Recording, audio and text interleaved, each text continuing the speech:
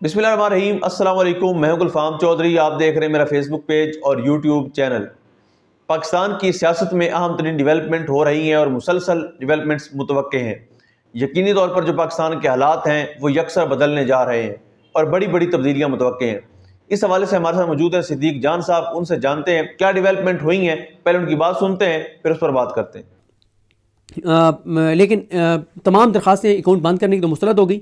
सिर्फ एक ट्वीट इमरान खान का जो है वो डिलीट किया गया और इसके अलावा जो उन्होंने कहा है कि पाकिस्तान ने कहा है कि आप आएँ और हमारे मुल्क में रजिस्टर्ड हों, वो भी उन्होंने नहीं माना और उन्होंने इनकी दरख्वास्तों को जूते की नोक पे रखा है। तो ये इनको इमरान खान से एक और शिकस्त हुई है।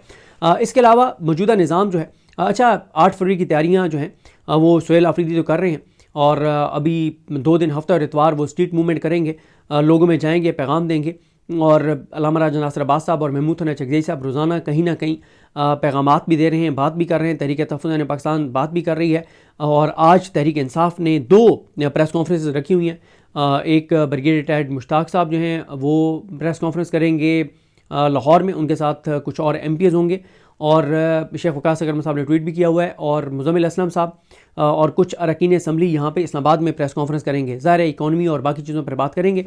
और तहरीक इंसाफ ने जिस तरह से मैंने आपको अर्ज़ किया कि बड़ा दबंग रद्द-ए-अमल दिया है, अमरीकी दबाव को मुस्तरद किया है, जो उन्होंने ये गज़ा पीस बोर्ड के हवाले से जो उन्होंने बयान दिया मुस्तरद किया।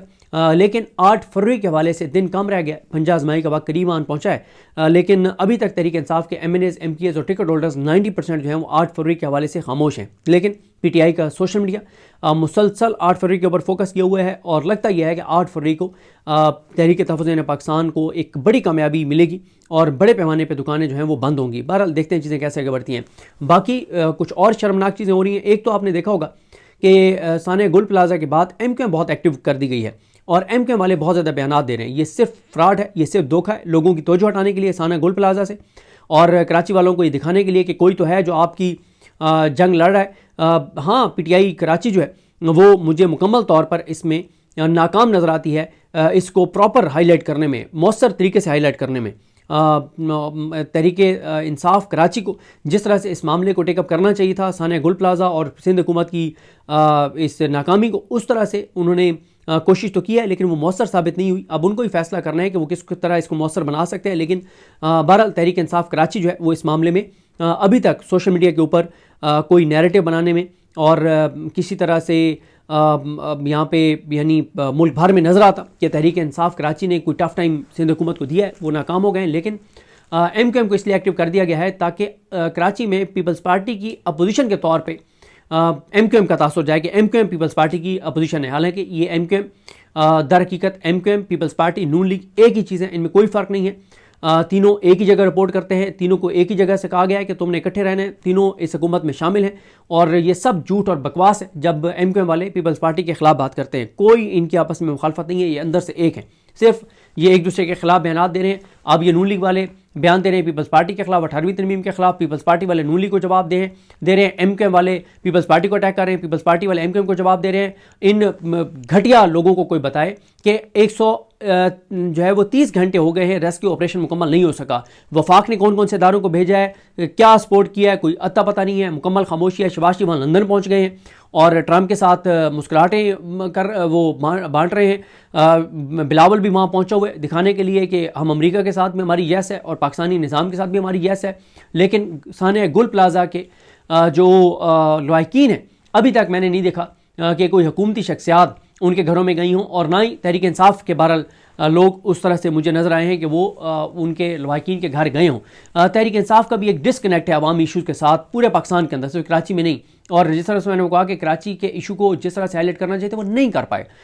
तो ये सब ड्रामा जो इनको आपस में लड़वाया गया है सानिया गोल्ड प्लाजा से तवज्जो हटाने के लिए, इनकी नाइलियों नाकामियों से तवज्जो हटाने के लिए और MQM को अपोजिशन जमात बनाकर पेश करने के लिए। वरना मुझे बताएं कि अगर पीपल्स पार्टी और नून लीग की लड़ाई है तो अभी ये जो बिल पेश किया था शाजिया मरी ने, उसको तो नून लीग ने भी वोट दिया, जिस बिल में यह है कि अरकान असम्बली के गोशवारे जो हैं एसेट्स जो हैं वो डिक्लेयर नहीं होंगे। भाई बात यह है कि ये क्यों कहा गया है कि इनके एसेट्स जो हैं वो डिक्लेयर नहीं वो करना चाहते तो नहीं कर सकते। उसकी वजह है कि गोशवारों में हर साल का आता है कि एक रुकने असम्बली के 2023 में असासे कितने थे, 24 में कितने हो गए, 24 में कितने थे तो 25 में कितने हो गए, उससे पता चलता है। और जब कोई चीज़ वो छुपाते हैं तो वो अगर साबित हो जाए तो वो डिस्क्वालीफाई होते हैं। पहले पनामा हुआ, मतलब बहुत सारी चीज़ें ऐसी हुई। अब मसला ये है कि पिछले 4 साल में 35,000 अरब कर्जा लिया गया है, बैरूनी और अंदरूनी 35,000 अरब।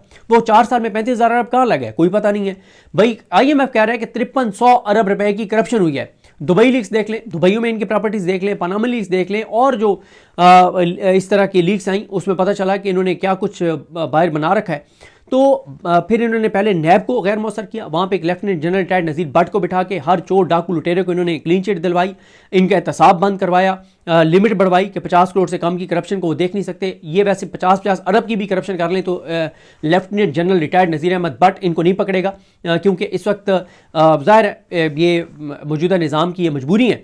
तो मौजूदा निज़ाम इनका एहतसाब करके और इनसे लड़ाई नहीं मोल ले सकता एक ऐसे वक्त में जब इमरान खान से उन्होंने लड़ाई मोल ली हुई है। तो अब इन्होंने ये जो नया कानून बनाया है इस पर जनाब पीपल्स पार्टी, नून लीग सब ने वोट दिए हैं, और ये पीपल्स पार्टी की शाजिया मरी जो है उनका ये बिल था। तो अवाम को ये जवाबदेह नहीं है। नवाज शरीफ ने तो पहले कहा था कि मेरे अगर असासे मेरी आमदन से ज़ायद हैं तो तुम्हें इससे क्या, और आज तक नहीं इन्होंने बताया कि इन्होंने बैरून मुल्क जो असासे और जदादें बनाई वो कैसे बनाई, पैसा कमाया कैसे, भिजवाया कैसे, रसीदें कहाँ पे हैं। तो अब खैर जो ये इन्होंने असासे खुफिया वाला किया है तो ये मुझे लगता है इसलिए भी किया है कि ताकि अब ये अपने नाम पे ही असासे और जदादें बना सकें। क्योंकि मसला ये है कि जब ये किसी और के नाम पे असासे और जदादें बनाते हैं तो 2-3 बंदे हैं इनके, उनके साथ फ्रॉड हो चुका है कि किसी और के नाम पे इन्होंने एसेट्स बनाए और बाद में जिनके नाम पे बनाए वो मुकर गए, और उन्होंने इनको वो इनकी जो हराम की कमाई थी जो किसी और के नाम पे रखी थी वो हराम की कमाई हराम की नज़र हो गई, और उन लोगों ने साफ इनकार कर दिया कि आपके तो कोई ये पैसे हैं ही नहीं। अब इनके पास कोई ऐसे सबूत नहीं थे क्योंकि वो हराम का पैसा था और इलीगल मनी थी, वो मनी लॉन्ड्रिंग के ज़रिए बाहर पैसा भेजा हुआ था, तो ये बेबस हो गए। तो अब इन्होंने फैसला किया है कि असासे खुफिया होंगे और अपने नाम पे ही बनाओ। भाई जब अदालतें आपकी अपनी हैं, जस्टिस जाहिया खान आपके अपने हैं, हाजी अमीनुद्दीन आपका अपना है, जस्टिस आलिया नीलम आपकी अपनी है, जस्टिस डोगर आपके अपने हैं, तो आप अपने नाम पे एसेट्स बना भी लें, डिक्लेयर कर भी दें, तो आपका कोई क्या बिगाड़ सकता है। ये अलीम खान के खिलाफ अली जाज भुट्टर ने एक दरख्वास्त दायर की हुई थी, पता नहीं उसका क्या बना इस्लामाबाद हाई कोर्ट में। उसके वो जो एसेट्स थे कागजात नामजदगी के साथ जो उन्होंने डिक्लेयर किए हुए थे उसकी वो डिटेल्स मांगते रहे, उनको इलेक्शन कमीशन नहीं दे रहा था, फिर वो आए थे इस्लामाबाद हाई कोर्ट, पता नहीं क्या बना। और फिर इसी तरह से इमरान खान का खौफ इतना ज़्यादा है कि बल्दियाती इंतखाबात ना ये इस्लामाबाद में करवा रहे हैं ना ये लाहौर में करवा रहे हैं, पंजाब में करवा रहे हैं। उसके हवाले से 2 दिन से चल रहा है कि जी चीफ इलेक्शन कमिश्नर ने बड़ा हुक्म जारी कर दिया कि जी मरीम नवाज़ को हम तलब कर लेंगे, भड़के मार के हवाई फायरिंग करके, और 1 महीने का वक्त दे दिया। मुझे याद है जब तहरीक इंसाफ की हुकूमत थी और पंजाब में बल्दियाती इंतखाबात का मामला था तो काजी फाइज़ ईसा ने यह मामला टेकअप कर लिया था। उस वक्त वो जज थे और उस वक्त काजी फाइज़ ईसा ने यह कहा था कि तहरीक इंसाफ पाकिस्तान को तोड़ना चाहती है, तहरीक इंसाफ चाहती है कि लोगों के अंदर नफरत बढ़े, बल्दियाती इंतखाबात ये ना करवाए, लोगों के अंदर नफरत बढ़े और पंजाब पाकिस्तान से अलग हो जाए। ये काजी फाइज़ ईसा ने एज ए जज रिमार्क्स दिए थे।